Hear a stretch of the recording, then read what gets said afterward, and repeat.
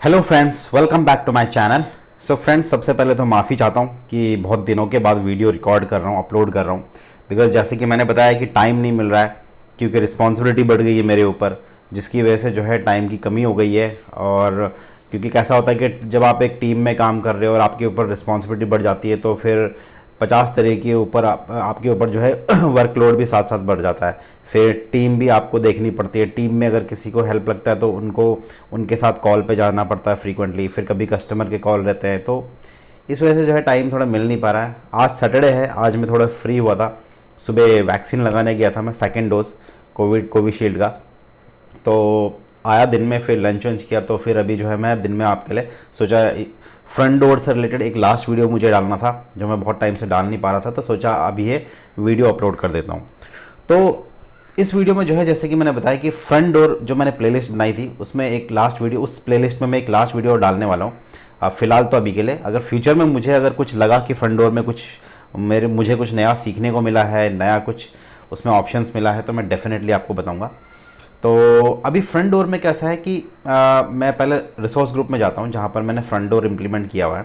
ठीक है, ये फ्रंट डोर है मेरा। ठीक है, ये मैंने आपको लैब भी बताया, इसका बताया था और ओवरव्यू बताया था। अभी इसमें जो है, मान लो आपको कस्टम डोमेन सेट करना है अगर, ठीक है। अभी अभी तक तो जो है लास्ट का जो वीडियो था, मैंने फ्रंट डोर होस्ट से, यहाँ से ये जो एज्योर प्रोवाइडेड होस्ट नेम है, एंड पॉइंट है, इससे एक्सेस कर रहा था। लेकिन अगर मान लो आपको इसको कस्टम डीएनएस नेम से मैप करना है, आप कस्टम डीएनएस से अगर आप इसको एक्सेस कराना चाहते हो, तो कैसे कराओगे? तो उसके लिए आपको जो है फ्रंट डोर डिज़ाइनर में जाना पड़ेगा। यहाँ पर जाके आपको फ्रंट एंड्स एंड डोमेन्स करके आता है, तो यहाँ पर आप क्लिक करेंगे प्लस पे क्लिक करने के बाद ना, यहाँ पर आपको आपका कस्टम होस्ट नेम डालना पड़ेगा। लेट्स से आप डालते हो माई फ्रंट एंड यूआई, ओके, और डॉट मैं डालता हूँ, लेट्स सी मेरा डोमेन है, let's say living Riders life .com। ठीक है, तो अभी ये जो होस्ट नेम है, ये आप ऐसे नहीं डाल सकते, क्योंकि इसके लिए आपको क्या करना पड़ेगा, जिस डोमेन में, यानी कि ये जो डोमेन है लिविंग राइडर्स लाइफ .com करके, ये मैंने एक परचेज़ किया था, और इसका जो है मैंने लैब भी दिखा रखा है। एजूर एडी का जो प्लेलिस्ट है, उसमें लैब भी दिखा रखा है कि किस तरह से आप जो है पब्लिक डीएनएस की कस्टम डोमेन डीएनएस नेम आपका खुद का परचेज कर सकते हो, और उसमें किस तरह से रिकॉर्ड बना सकते हो। तो एज्यूम करो कि ये मेरे कस्टम डीएनएस नेम है, जो मैंने परचेज किया हुआ है GoDaddy.com से, या और भी कोई जो पब्लिक डीएनएस प्रोवाइड कराते हैं, आप वहाँ से परचेज कर सकते हो। एंड देन उसके बाद आपको करना क्या पड़ेगा, यहाँ पर देखो क्लियरली एरर दे रहा है मुझे कि a host a C name for this that points to ये ऐसा करके, इसका सी नेम रिकॉर्ड जो है आपके पब्लिक डीएनएस में ऐड नहीं है। तो आपका जो डीएनएस प्रोवाइडर है, वहाँ पर आपको एक सी नेम रिकॉर्ड बनाना पड़ेगा। यहाँ पर सी नेम कॉन्फ़िगरेशंस भी दे रहा है आपको कि सी नेम आपको किस तरह से बनाना पड़ेगा। आपका सोर्स ये होना चाहिए और डेस्टिनेशन ये होना चाहिए, तो आपको सी नेम ये बनाना पड़ेगा जो पॉइंट करेगा आपके इस एज्योर फ्रंट डोर के एंड पॉइंट के ऊपर। ओके, तो ये मेरा जो कस्टम नेम है ना, इसका सी नेम बनाऊंगा मैं इसके बेस पर, जो मेरा एज्योर फ्रंट डोर का जो एंड पॉइंट है। आप जब वहाँ पर रिकॉर्ड बना दोगे ना, उसके बाद रिकॉर्ड बनाने के बाद जो है आपको यहाँ पर ये ऐड करोगे, तो ये ग्रीन मार्क आएगा। ग्रीन मार्क का मतलब कि ये ओवर द इंटरनेट चेक करेगा आपके डीएनएस में कि भाई ये जो डोमेन है, इस डोमेन में इस टाइप का कोई रिकॉर्ड या इस टाइप का कोई सी नेम है कि नहीं है, और उसके बाद इसको आप ऐड पे क्लिक कर सकते हो। ठीक है, यहाँ पर आप ऐड पे क्लिक कर सकते हो। तो ये हो गया कस्टम डीएनएस नेम कैसे बनाते हैं, कैसे होस्ट करते हैं। अभी मैं डेमो दिखा नहीं रहा हूँ, क्योंकि ऑलरेडी मैं इसका एक लैब दिखा चुका हूँ एज़्योर एक्टिव डायरेक्टरी में कि किस तरह से आप ऐड कर सकते हो, क्या कर सकते हो। ठीक है, अब नेक्स्ट पॉइंट करता हूँ कि मान लो ये एग्जिस्टिंग है जो हम लोगों ने बनाया था, इसमें आता है आपका वेब एप्लीकेशन फायरवॉल और सेशन एफिनिटी। तो सेशन एफिनिटी का मतलब ये होता है कि अभी लेट्स से आपने देखा होगा लास्ट के वीडियो में कि मेरे जो बैकएंड थे उसमें 2 वेब ऐप्स थे। तो अगर मैं डायग्राम बनाऊं, तो ये डायग्राम के हिसाब से मैं चलता हूँ, राइट, कि मैंने एप्लीकेशन गेटवे को एज एन बैकएंड ऐड किया था, राइट, और उस एक एप्लीकेशन गेटवे में मेरे 2 वेब सर्वर्स थे, और एक दूसरा जो था उसमें, यानी कि 2 बैकएंड बनाए थे, और बैकएंड में मैंने एप्लीकेशन गेटवे को ऐड किया हुआ था, राइट। और उन पर्टिकुलर एप्लीकेशन गेटवे को 2-2 वर्चुअल मशीन या वेब सर्वर्स पॉइंटेड थे। ठीक है, तो सेशन एफिनिटी का मतलब ये होता है, ये जो सेशन एफिनिटी का ऑप्शन है ये वाला, इसका मतलब ये होता है कि लेट्स से अगर मान लो जब मैंने पहली बार एक्सेस किया एज़्योर फ्रंट डोर के यूआरएल से, मान लो एजूर फ्रंट डोर का जो मेरे कस्टम डीएनएस है मैंने मैप कर दिया, मैंने उसको एक्सेस किया, तो उसको एक्सेस करने के बाद जो भी है लेटेंसी के बेस पर कि सबसे फास्टेस्ट मुझे जो है लेटेंसी, मतलब सबसे कम लेटेंसी किस कौन से रीजन में मिल रही है, राइट। तो मैंने आपको लास्ट वीडियो में दिखाया था कि लेटेंसी किस तरह से चेक करते हैं। अगर आपको एज्यूर के जो रीजन्स हैं उनके बीच में लेटेंसी चेक करनी है तो आप देख किस तरह से चेक कर सकते, राइट।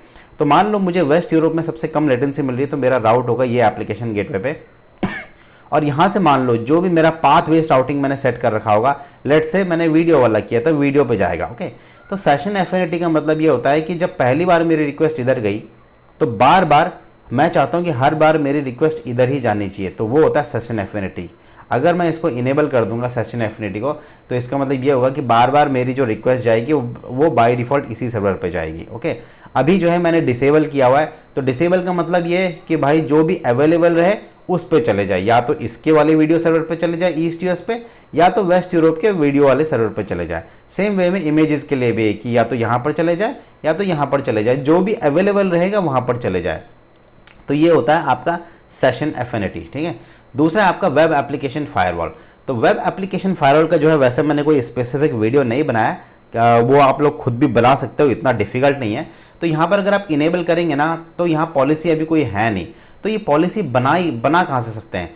दूसरा पॉइंट, अगर आप देखोगे यहाँ पर भी आपका वेब एप्लीकेशन फायरवॉल आ रहा है और मेरा जो है ये एंड पॉइंट आ रहा है, और यहाँ पर मैं इसको सेलेक्ट करता हूँ तो बोलता है अप्लाई पॉलिसी।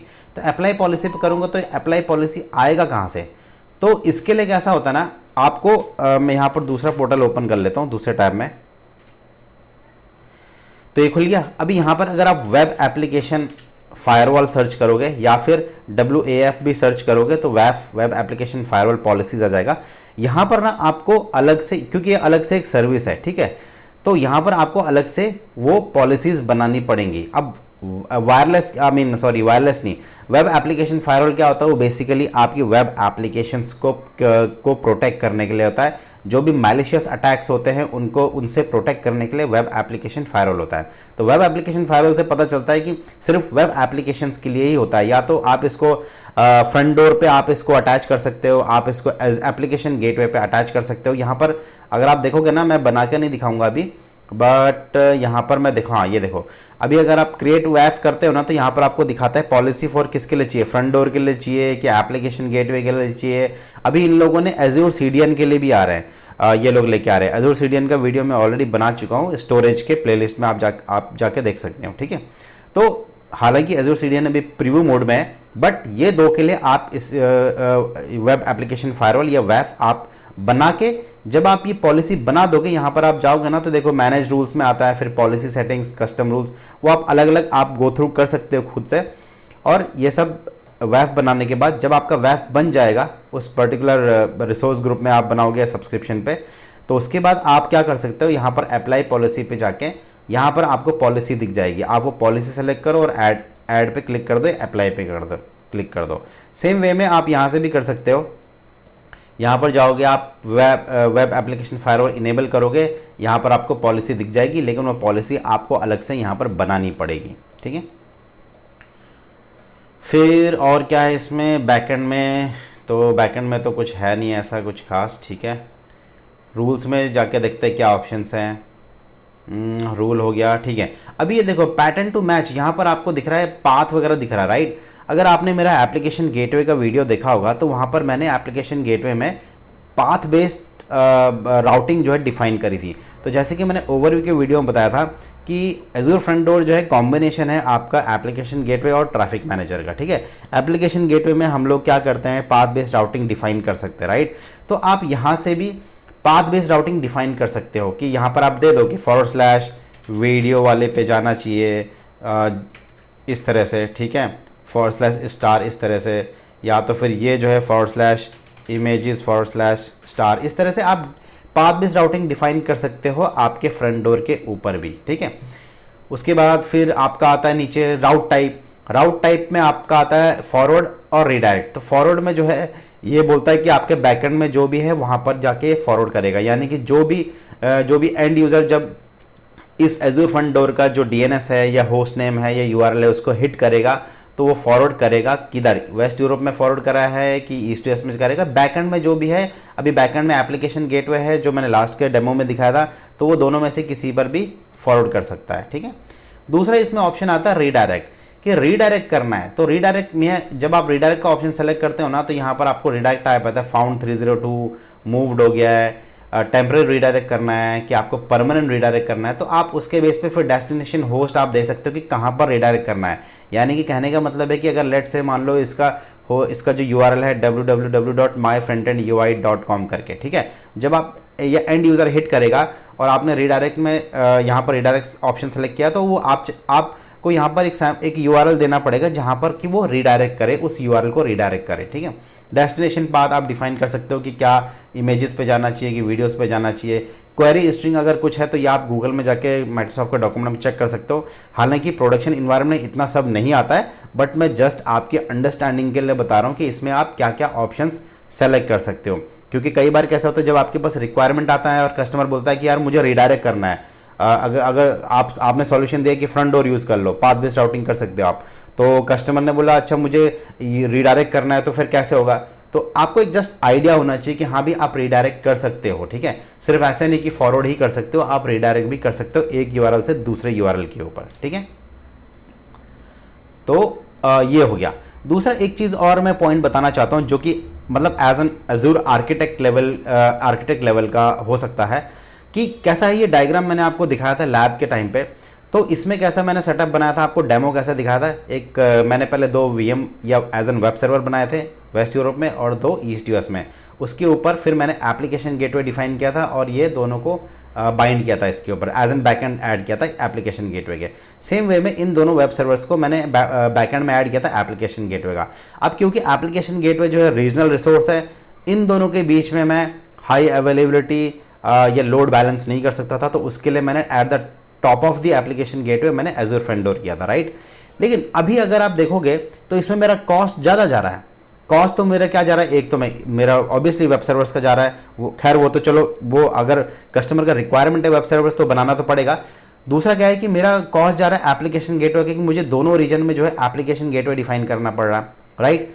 तीसरा क्या है कि मुझे इन दोनों के ऊपर एजूर फ्रंट डोर भी डिफाइन करना पड़ रहा है। तो अगर आप देखोगे तो एक्चुअली ये जो मैंने सिनेरियो बताया ना, इस हिसाब से तो मुझे नहीं लगता कि ये मतलब, अगर मैं कस्टमर को पूछूंगा, मैं कस्टमर मुझे अगर बोलता इस तरह का कि भाई मुझे फ्रंट डोर भी सेटअप करके, तो मैं उसको क्या बोलूँगा, अगर मैं एज एन एजूर आर्किटेक्ट की बात करूँ तो मैं बोलूँगा कि आप कॉस्ट क्यों दे रहे हो एप्लीकेशन गेटवे का।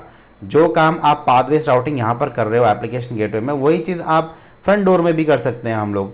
तो इंस्टीड ऑफ एप्लीकेशन गेटवे, ये 2 एप्लीकेशन गेटवे बेटर है कि मैं डायरेक्टली इन VMs को जो है एजूर फ्रंट डोर के साथ अटैच करूं, और मेरे को ग्लोबल, क्योंकि ग्लोबल रिसोर्स है तो मुझे कोई दिक्कत नहीं आएगी, चाहे वो ईस्ट US में हो या वेस्ट US में हो। बट अगेन ऐसा नहीं है, डिपेंड करता है कस्टमर का जो इंफ्रास्ट्रक्चर है वो किस तरह से डिज़ाइन हो रखा है। तो इसीलिए जो है एजूर फ्रंट डोर जो है सपोर्ट करता है एप्लीकेशन गेटवे को भी, ट्रैफिक मैनेजर को भी, ये सब चीज़ों को सपोर्ट करता है। But again as an Azure admin या आर्किटेक्ट आपकी रिस्पॉन्सिबिलिटी बनती है कि आप सॉल्यूशन दो, कस्टमर से पूछो। अगर मान लो आपके एनवायरनमेंट में इस तरह का सेटअप रहता है जिस तरह से मैंने लैब दिखाया है, तो आप कस्टमर से पूछो कि भाई आप एप्लीकेशन गेटवे निकाल दो ना, फिर आप directly Azure front door setup कर लो, आपका 2 एप्लीकेशन गेटवे का कॉस्ट बच जाएगा। बट ऐसा नहीं है, कभी कभी ऐसा होता है कि इस तरह का सेटअप भी होता है प्रोडक्शन इन्वायरमेंट में, जहाँ पर जो है आपका application gateway as an backend आपको फ्रंट डोर के बैकएंड में ऐड करना पड़ता है, ठीक है। बट हमेशा मैं ये कहता हूँ कि जब भी आप अपने कस्टमर को, अगर आप जॉब कर रहे हो एज एन एजूर इंजीनियर और आप कभी किसी कॉल पे जाते हो कस्टमर के और वो आपको रिक्वायरमेंट पूछता है, तो आप उसको इस तरह से सॉल्यूशन दे सकते हो कि अच्छा कॉस्ट इसमें ये जाएगा, इसमें इतना कॉस्ट जाएगा। मैं एक सेपरेट वीडियो बताऊँगा कि एजूर आर्किटेक्ट और एजूर एडमिन में क्या डिफरेंस होता है, और मैं थोड़ा बहुत एग्जाम्पल भी दूंगा इस वीडियो में। बट मैं यहाँ पर जस्ट एक ओवरव्यू देना चाह रहा था आपको, ठीक है। तो फ्रेंड्स ये था सिर्फ इस वीडियो में एजूर फ्रंट डोर का जो प्लेलिस्ट था उसका लास्ट वीडियो था। अगर फ्यूचर में मैं डेफिनेटली ऐड करूंगा, अगर मेरे पास फ्रंट डोर से रिलेटेड कुछ नया कुछ आया मेरे एनवायरनमेंट में सीखने के लिए, करने के लिए, तो मैं डेफिनेटली वो वीडियो डालूंगा, ठीक है। तो फ्रेंड्स इस वीडियो में इतना ही, उम्मीद करता हूँ वीडियो अच्छा लगा होगा। अच्छा लगा तो वीडियो को लाइक करो, शेयर करो, चैनल को सब्सक्राइब करो, और आप प्लीज़ थोड़ा पेशेंस रखिए। मैं डेफिनेटली वीडियोज़ डालता रहूँगा, जब भी टाइम मिलेगा मैं डेफिनेटली डालता रहूँगा। तो friends thanks for watching this video. मिलते हैं अगले वीडियो में एक नए टॉपिक के साथ।